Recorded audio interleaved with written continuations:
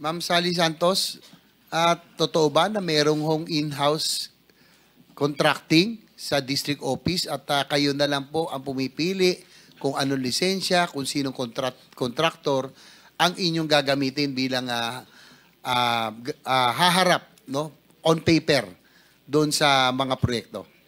Your Honor, hindi po. Actually po, Your Honor, si Engineer Bryce Erickson Hernandez, siya po ang nag-uutos sa akin ng humiram ng lisensya. So ako po, pinagpaalam ko naman po sa kanila, nahihiramin po yung lisensya nila. So kapag... So ulitin niyo po, ang utos po ni Engineer Bryce Hernandez ay humiram kayo ng lisensya sa mga kontraktor. Yes po. Kasi po, mayroon daw po siyang ibibid ng mga proyekto para sa kanya. Sino po ang gumagawa? Sila po. Sila mismo. In-house nga. Sila po mismo, Your Honor. So itong, siguro, bago balik, Mr. Chairman, alam ko sumobra na, pero andito na rin tayo, matutumbok na natin.